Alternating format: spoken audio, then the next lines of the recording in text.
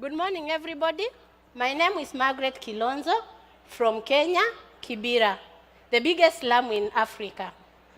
Before I tell you my story, I want to give you a very small story about a girl in my community so that you can know the kind of jobs we are doing in that community.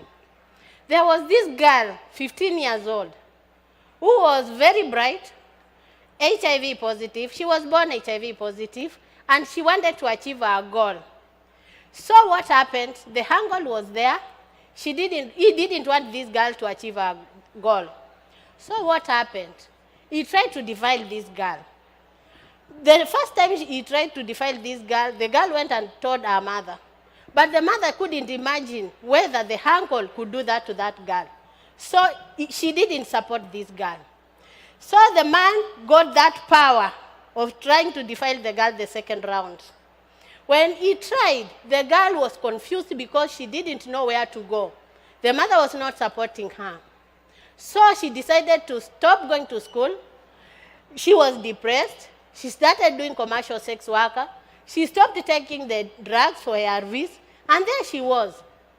She was one of my girls in the support group because we talk about stigma, discrimination in that community.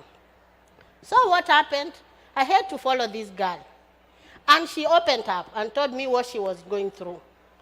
That time I had to take this girl to the mother. I cancelled both of them. And the mother agreed to support this girl. The mother sells illicit brew in order to make ends meet because, she doesn't have any other kind of job. So when we talked to this mother, the mother agreed to support this girl. And at the same time, I had to take this girl to the clinic where she was supposed to start again the medication. And in that time, I cancelled her to go back to the school when she agreed. Now, after the mother and the child had that bonding and she agreed to go back to school, it didn't end there. I had to go and visit this man. And I made sure I visited this man when the wife was there.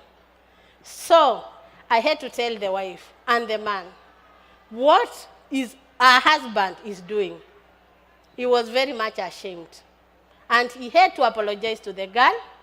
And the mother came and the girl, and they had that bonding. So from that day, the man started supporting this girl. I had to tell this man, the next time he'll try to do this, I'll be a community health worker, stroke a lawyer to this girl. Because I don't want anybody to joke with those girls. They are going through so many things. Being HIV positive is not easy. And somebody is here wants to defile this girl. It's not easy for this girl. So this man agreed and he apologized, and the life continued. The girl is doing well. That is the kind of job we are doing in the community. And remember, this is just one story of what is happening in the community. I have so many girls in that support group. So what we really do, we were trained as community health workers by HAMREF in collaboration with the Minister of Health. So we focus all issues in the community. We focus on preventive issues, educate the community, and also preventive. We also act as the link between the community and the health facility. In fact, nobody understands the community very well except us, the community health workers. And we have that bonding with these people. We do referrals. We know everything what is happening in that community.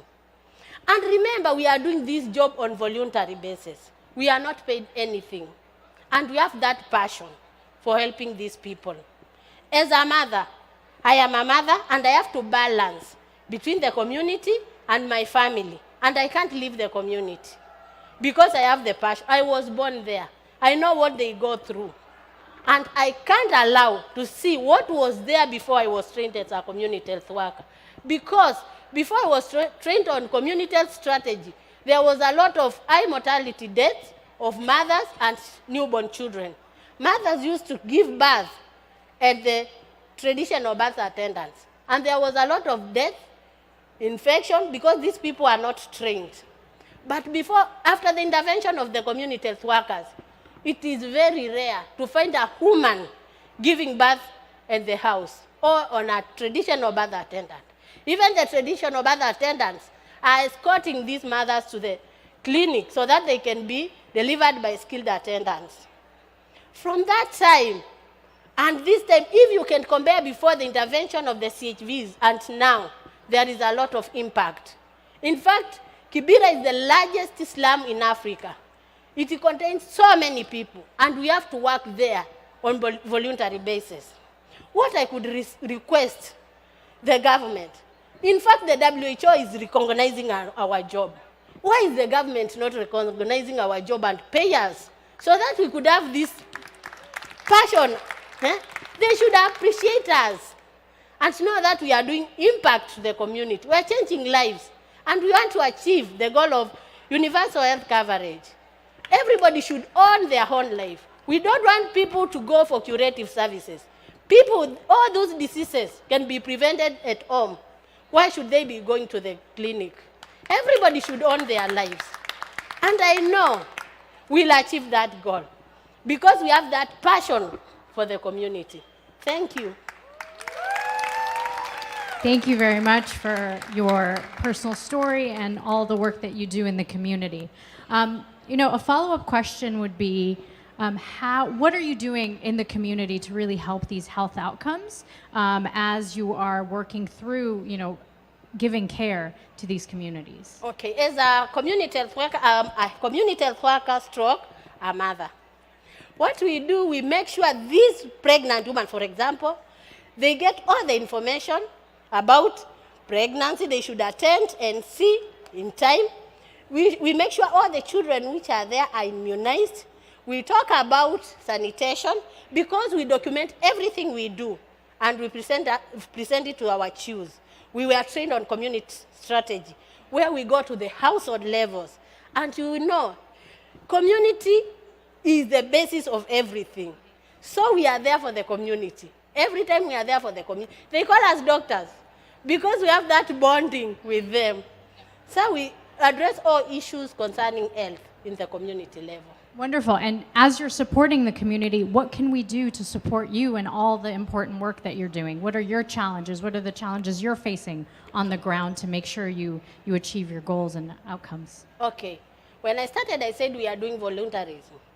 And to tell you the truth, if you see the ratio between the men and women are more than men because men are not patient.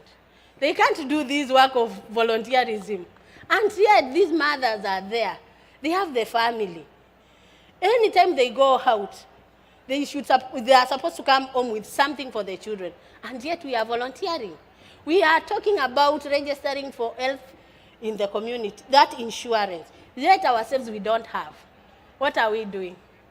Because we are not paid. We are doing voluntary work. I think they should recognize our job and give us something. Indeed, government should be working to really look at what community health workers are doing and really improving these outcomes. Yes. Thank you very much. And if anybody has ideas on how to improve community health workers in these communities, feel free to reach out to Margaret right after. Thank you so much. Thank you. Thank you. Thank you.